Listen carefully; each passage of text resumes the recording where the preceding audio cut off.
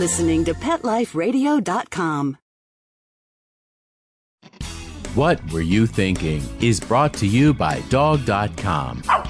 For everything and anything dog, shop Dog.com today for all the top brands. Greenies, Frontline, Kong, Nylabone, Royal Canin, and more. Shop at Dog.com and use the promo code SADTHINK, SADTHINK, and get $15 off your order of $75 or more. You've had a long day at work, and you can't wait to just get home, take off your shoes, plop yourself down in your favorite chair, and relax. You walk up to your tranquil residential home and your neatly manicured lawn in your quiet suburban neighborhood, put the key in the lock, open the door, and...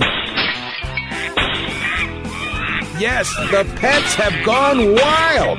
What were you thinking? Welcome to the show about everything you always wanted to know about exotic pets, where to get them, what to feed them, and how to care for them. You'll even find out why some people live with a monkey. Now, here's your host, exotic pet expert and author Bob Tart. Hey, Bob, what were you thinking? Hi, I'm Bob Tart, author of the books Enslaved by Ducks and Foul Weather. And we've got our very first trans-Pacific guest today, and we're talking to Karen Riddell, who lives in Sydney, Australia, and she has been a professional pet sitter for 5 years now. Karen loves her job because she gets to learn about and experience caring for quite a wide variety of pets. No day is ever the same for her. I should say, I guess, no 2 days.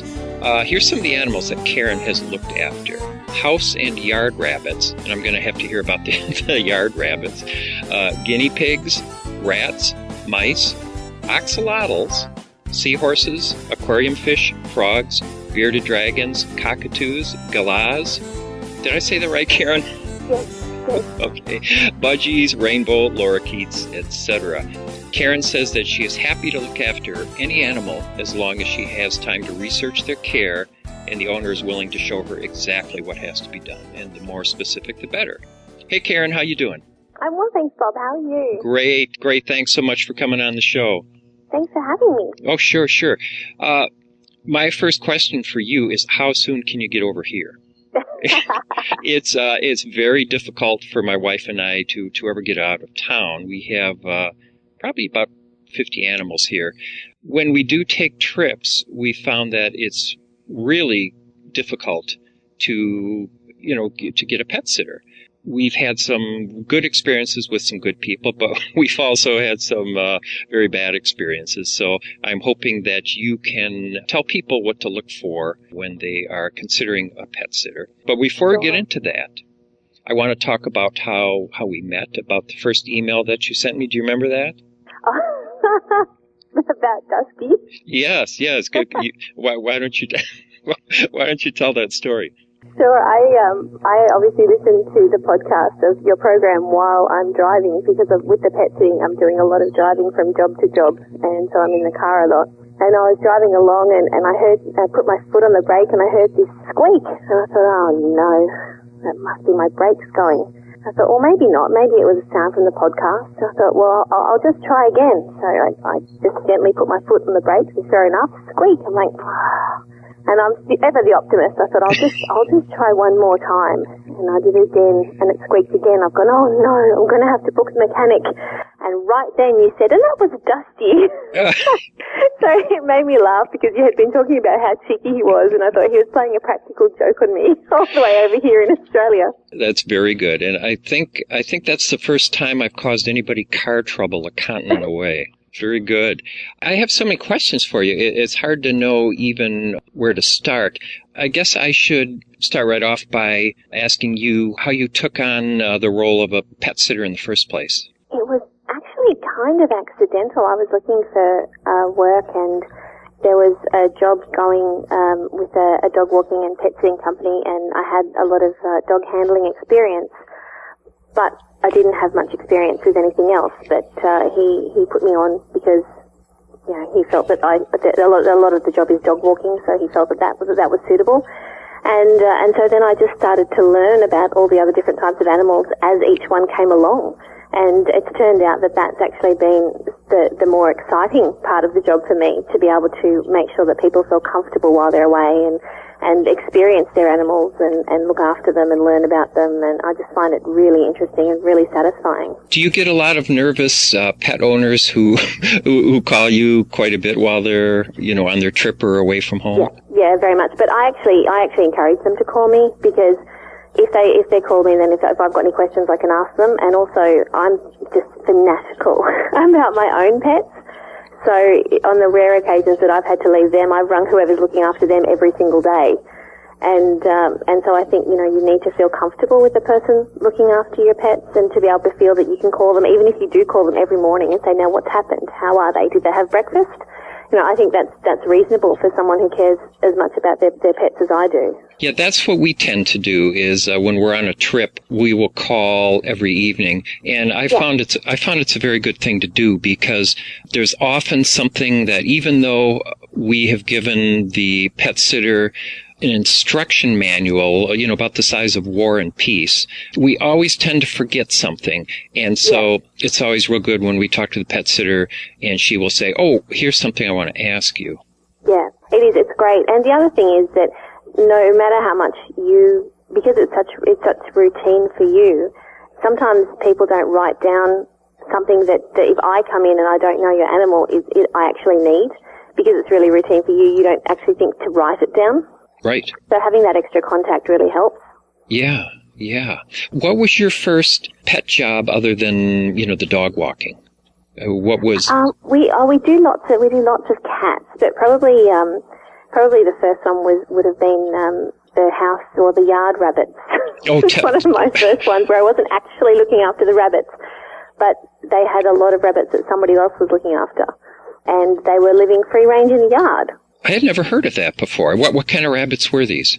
They were huge. They were the most gigantic rabbits I've ever seen. I've since learned that they were probably Flemish giant rabbits. They were just massive. Oh, you can hardly pick those things up. They're so big. Yeah. I looked out the window and it was like, I don't know, some kind of rabbit dinosaurs just hopping all over the backyard. Oh, good grief. So, yeah, they were just huge. And how many of them were there? There are I can't remember now. Probably there were a lot. There was like 14 or something. And you weren't. Maybe 7 or 8. Maybe I'm over exaggerating, but there were a lot of rabbits. How did they take care of themselves? Well, they had shelters, and I'd actually gone out earlier in the morning, because even though I wasn't looking after the rabbits, in summer we have some really hot days. So what I'll do is check the water for everybody, even if that's not my responsibility, just because it makes sense to do that. And so I'd gone out, and there were all these shelters, and there were bowls of food, and there was bowls of water, and not a rabbit to be seen. Yeah. Because clearly they were under the house in the shade, having a lovely rest. And then in the evening, obviously, when I went back to feed the dog again, they were all there, just hopping around the backyard and eating their food and having a lovely time. Well, and no problems with predators, I take it. I guess they were too big. We don't really. I mean, we have snakes and spiders and things like that, but really the only predator would be cats. And I assume maybe they were too large for the cats to have a go at, and there were too many of them. I would think they would intimidate a cat. Yeah, they were very large. Yeah, and no hawks or anything that would get them. No, well, not. I mean, more near the coast. There is more sort of the birds of prey, but not really any that we need to worry about sort of when you get more suburban. Yeah, well, maybe a deranged seagull would go after them.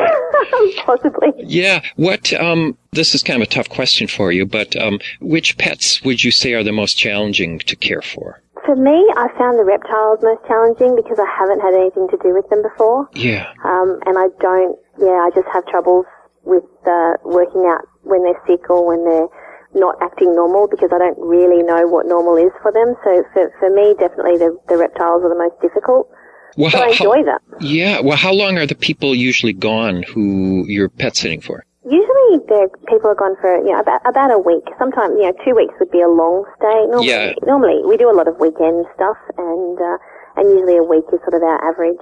Yeah. For the longer ones. Because I'm really stupid about reptiles. They have a pretty slow metabolism, don't they? Yeah. Well, I've not had to look after any snakes, I guess, because they don't need to eat as regularly as some of the others. But some of the lizards, I've looked after sort of bearded dragons, and they needed to be fed every day. So I was surprised. I had to actually wait until they had eaten their food, and because they didn't know me, they didn't really want to eat. So I spent a lot of time lying. Their tank was on the floor, so I spent a lot of time lying on the floor watching them. Yeah. Waiting for them to eat, because apparently if I let the food in there and it went off and then they ate it, that would make them sick. Oh, I've heard that. Yeah. And they really knew it wasn't their. It surprised me that they really knew I wasn't their owner. And as the time went, as the days went on, and I spent time just sitting there watching them and came every day to feed them, they got more used to me and were happier about eating from my hands. And it was surprising to me though, because I was lying there watching them, and they're so slow that actually it kind of slowed me down as well. So I found it really peaceful. It was this lovely time that I looked forward to in my day when I could just sit down and watch the bearded dragons. You know what? I probably have the wrong pets for my temperament, since I'm I'm hyper and I've got parrots. I would probably be better off with bearded dragons. Well, I'm a bit hyper too, so the bearded dragons definitely slowed me down, which was lovely. I did a podcast a couple months ago with a guy named Russ Wilson, and he has an African clawed frog as a pet, and it recognizes him. Wow. Yeah, so I guess I shouldn't be surprised. We had a friend who was basically a bird person, and she brought a boa constrictor over once. I can't tell you what kind of constrictor it is. I don't know my snakes. It was the sweetest thing, and you could tell it really liked her. So yeah, so I have a lot to learn about reptiles. So. Well, me too. I was very relieved actually when it finally finished, and they seemed very healthy, and I'd spoken to the owners practically every day just to confirm every little thing that had happened.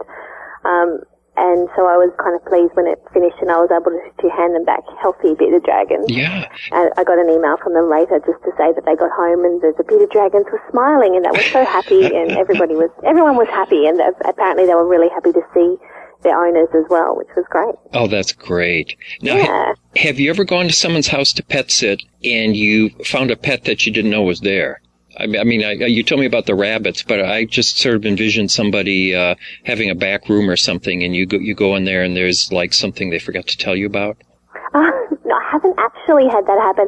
I've gone and found cages, and in the garage after I've been feeding. So maybe I've been feeding sort of a cat for a couple of days, and I've had to go into the garage to get more litter and seen a cage. And gone, oh no, they forgot to tell me about the rat or the mouse or something. But they've always been empty, thank goodness. So luckily, the rabbits were the only surprise that I've had so far. Touch wood. Yeah, tell me about the axolotl. That's a large salamander, isn't it? Yeah, they're kind of cool. We get a few of them. They seem to be quite popular as pets for children. So we have a lot of them where we'll feed the cat or the dog, and then we have to go into the children's room and feed the axolotl. Are you kidding me? So they're blind, and you can feed them, mostly we feed them mealworms, and you need to drop it near them so that they're actually able to, I guess, feel the vibration. I don't quite know how it works, but you drop it near them so that they can eat it, and they're really fast. They just snap the food like it's gone in half a second. That's really odd for me to think of them as being popular pets, because I have never heard of anybody keeping one. I've seen them in, like zoos. But other than that, are they South American? You know what? I'm not sure. Yeah. There's a famous short story about an axolotl. Have you read that? No, I haven't. Oh, it's by Julio Cortázar, and it's. Oh, I'll have to read it. Oh, it's great. It's about a guy who goes into a municipal aquarium every day and stares at the axolotl and becomes fascinated by it. And at the end of the story, they change consciousnesses, and so it ends up with the character in the aquarium looking at the man looking at him. It's really exceptional. It's very good. I'll have to read that. Yeah. No, they're very interesting to watch, and they're amazingly fast when they swim around. They come in lots of different colours. But maybe they're more popular here because we don't have access to a lot of the pets that you have. We don't have gerbils. We don't have hamsters. Is that because you're not allowed to keep them? Yeah, it's because of the import laws. Obviously, we didn't import them, and then they slapped an import law on, I guess, before that ever happened. Right, because I know you had a very bad problem. It's probably ongoing with the rabbits. Oh, yeah, it is. It's actually a little bit sad because we have the myxomatosis and the calicivirus, and you're only allowed to vaccinate pet rabbits for one of them. Mm-hmm. And I don't think you're allowed to vaccinate for myxomatosis, which means that we need to be really careful to make sure that all the rabbit cages, if they're outside, have got mosquito netting on them so that they can't get the virus. Oh, yeah. Yeah, and that's just because the wild rabbit problem is so bad at times. Well, we're going to take a quick break for a word from the sponsor, and I'm talking to Karen Riddell in Sydney, Australia, and we'll be back, and we're going to get some tips on hiring a pet sitter, and even perhaps on if you want to become a pet sitter yourself. We'll be right back.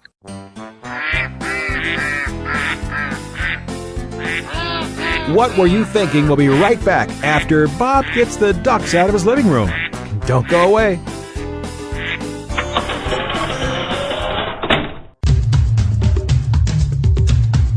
There's a movement afoot, ShoeBuy.com. Join the millions of people who shop ShoeBuy.com's over 400 brands and 500,000 products. Order now and get free shipping and free return shipping. ShoeBuy.com, the world's greatest shoe store. Walk your dog in style and comfort. Enter the code THINKING, THINKING, at checkout and get a 10% discount plus free shipping at ShoeBuy.com. Love your pets but wish their medications were a lot less expensive? They are at 1-800-PET-MEDS. You'll not only save on flea and heartworm medications, but on prescriptions for arthritis, incontinence, thyroid, and more. And you get fast service, free shipping, and a 100% satisfaction guarantee. Plus, our licensed pharmacists ensure accuracy, monitor drug interaction, and more. See why over 5 million people have trusted their pet's health to 1-800-PET-MEDS, America's largest pet pharmacy. Call now or order online. Go to petmeds.com/what, WHAT, to get 10% off any order and free shipping on orders of $39 or more.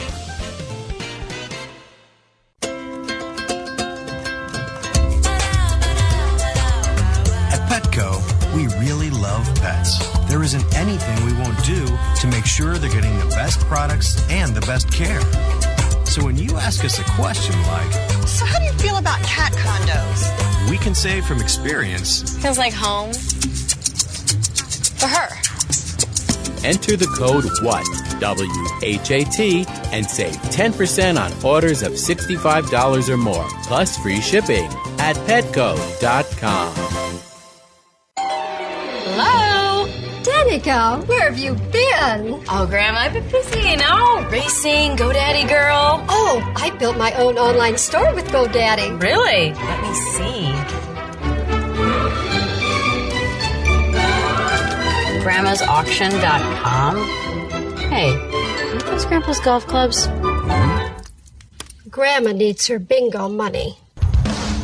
Use promo code WHAT10, WHAT, the number 10, and get a .com domain name for just $7.49 at GoDaddy.com.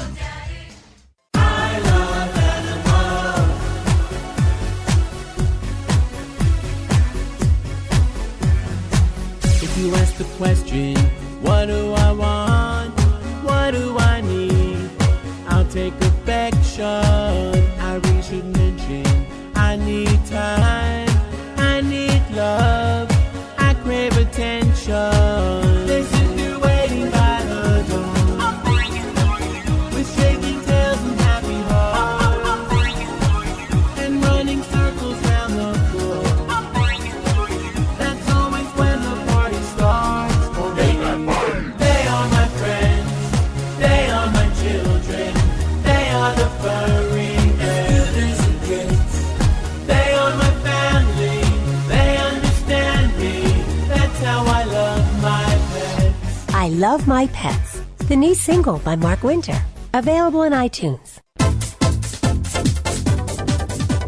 Hello!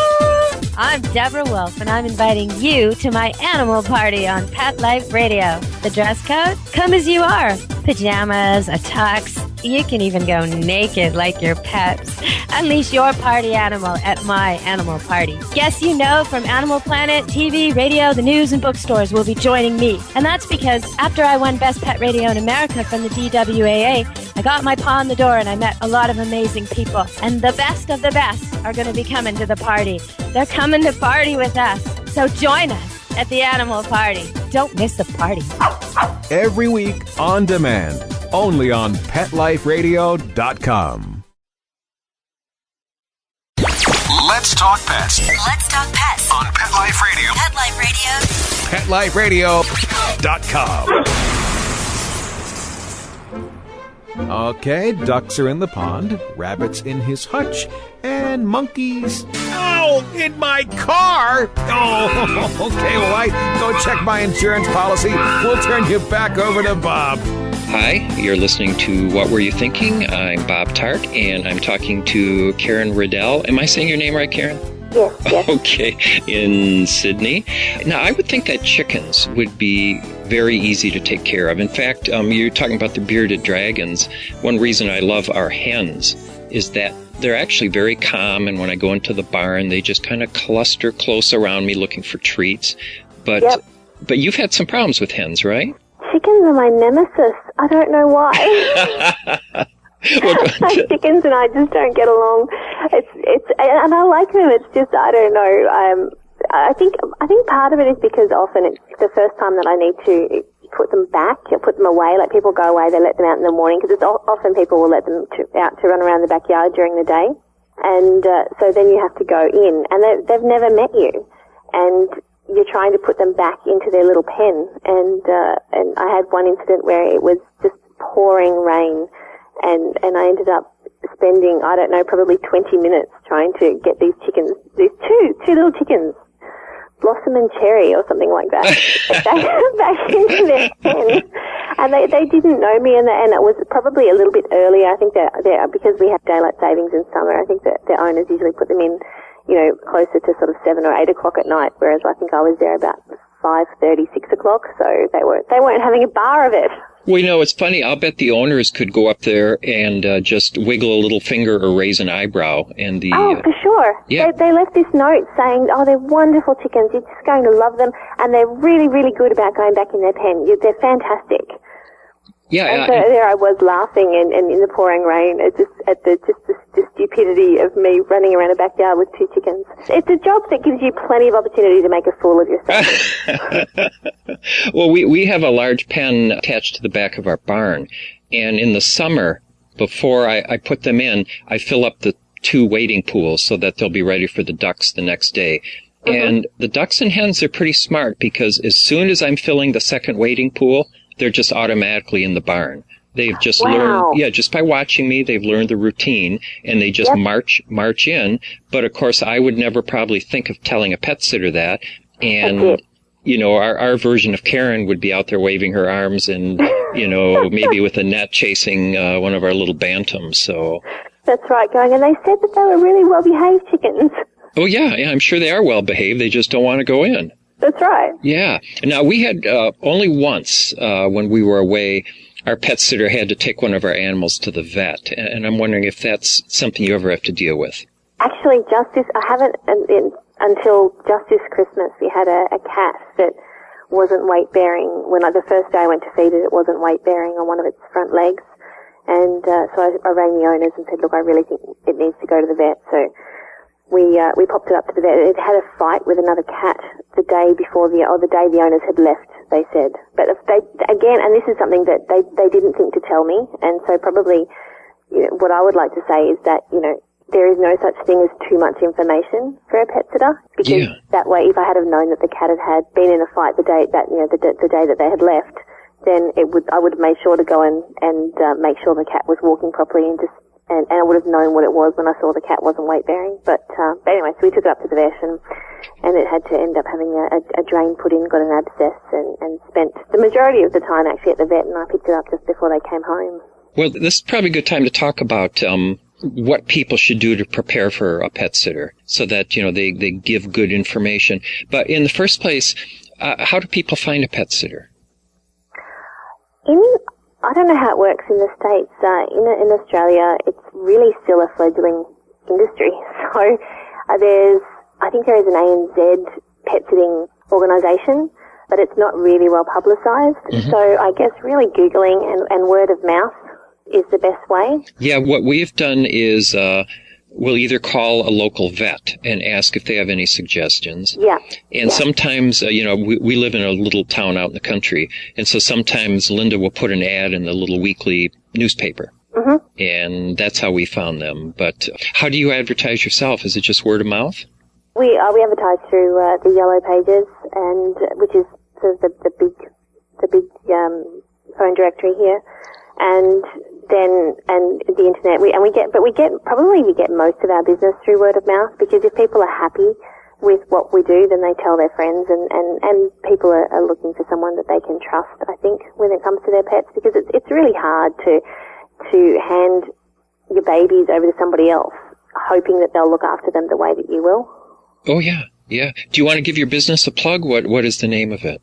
Oh, sure. We're just actually, I've been working for Home Alone Pet Care for the last 5 years, and we're just starting, adding some pet sitting to my own dog training business. So, that'll be happening basically as of February, which is really exciting.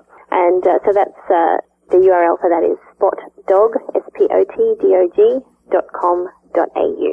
Okay. And we'll be working mainly the Hills District in New South Wales. Oh, okay. What does that include? Is that the Sydney area, or? Yeah, it's not so Sydney metropolitan. It's a little bit sort of northwestern Sydney. Okay. Yeah. Well, what should people have prepared for, I'm trying to think the best way to put this. How should people prepare to give information to a pet sitter? What do you like people to do, or what do you tell them? We give people a form, but the best thing I think to do is that just wake up one day and everything you do for your pets, write it down. Yeah. And that way you actually have, by the end of the day, written down the routine that you use. Mm-hmm. And labeling cupboards with the name of whatever it is. So the food is here, the litter is here, the Glad wrap is here, is really helpful as well. But certainly providing as much information as you can about your routine is helpful, because the more I can stick to the owner's routine, the happier the pets are. Like the poor chickens who are being put to bed an hour early. Oh. Yeah. What we do is we actually have morning schedule for indoor pets, morning schedule for outdoor pets, and then we go through the day like that and try to cover everything. But I have to say, Linda doesn't want to leave out any details. We used to have a little tiny parrot named Ollie. And at night, Linda used to, it's hard to explain. She'd put him in a little hat and swing it back and forth and sing to him. And it was sweet, but she tried teaching that to a pet sitter, and the pet sitter just kind of looked at her, and I don't blame her. I think I was maybe expecting a little much. Do you ever get people who ask you to do, probably nothing quite like that, but to sing for their animals or anything unusual like that? Oh, we have people that ask us to, I had one lady this Christmas who asked us to vacuum every day because she didn't want to come home to find cat hair on the lounge. Oh, well, that makes sense to me, because... Well, it makes sense to me too, because if you vacuum each day, then it doesn't build up, so that wasn't too bad. But I mean, I tend to think that really, if you want me to, anything you want me to do, as long as it's sort of not morally weird, is fine, because that's what you're paying me for. You're paying me to come in and do what is required for your pets. And so, if that involves filling up 18 water bowls for one cat or something, then that's fine. Yeah. And do you like people to do some kind of a walkthrough, or what? Yeah, absolutely. If we can do a walkthrough, and then if it's an animal that, if the owners are particularly specific about how they want things, or it's an animal that I'm not used to caring for, such as a reptile, then just a little bit of a dress rehearsal is great. If they can just pop out to a movie or something, and I'll come in and do what needs to be done. Because invariably with things like that, there are questions, and I think that helps me with that part of it. And it also, if they can come home from their movie and find that, oh my goodness, she actually did everything we asked, then it makes them feel more comfortable about going away. Yeah, we have actually had pet sitters before who not only do what we ask, but have actually made some improvements to our pens outside. I was sort of embarrassed a little bit by that. Say, oh, they straightened this up and they actually, put a few nails in here and there. But I mean, that's great. That's the kind of person you want to you have come back. You said something I thought was very interesting. You said when hiring a pet sitter, you should trust your instinct. Now, what did you mean by that? Well, a lot of sort of my friends will ask me, how do you know, how do I know that the person I'm looking for is the right person? And I think very much that you can tell. I mean, I know when I walk into someone's house, they can tell whether their animal likes me or not. And I think sometimes we don't go, you know, we as people, as humans, we don't go with our instincts. You know, sometimes you think, oh, you know, I'm really not sure about this person. And I think that we need to sort of listen to our instincts when it comes to that, because we can tell how someone's interacting with their animals. We have very remarkably we've had some people apply for the job of pet sitter, and then when they come over to see us, they don't pay any attention to any of the animals. Yeah, exactly. And it just amazes me that anyone would think that, you know, they were going to get by doing that. Yeah, I know. Huh. We have, obviously, I train people as to when we have to have new staff members, and the number of people that come in and just say, I want to do this because it'll be so lovely and I love animals. But they don't actually realise that there's responsibility and work involved with it. So there's, you need to just trust your instincts on who you've got in your house, I think. Yeah, it's a huge responsibility. I admire you for being able to take that on. Fun. When you do it right, it's really good. Yeah. Now, have you ever had a job that you decided not to take because maybe there was something about the animal involved? Not really. Most of the time, we can sort of work through the issues. Probably the only ones that we've said no to are ones where there's been a really geriatric dog or cat. Oh, sure. That, you know, needs more than someone popping in twice a day to check on it. It really, you know, they're to the point.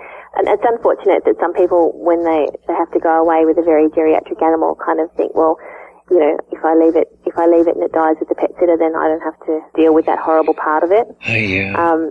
And so we won't take on animals that are really on their last legs. Right. Because I just don't think it's fair to them if I'm popping in twice a day, and they have a fit or something happens and they need help, then there's no one there for several hours.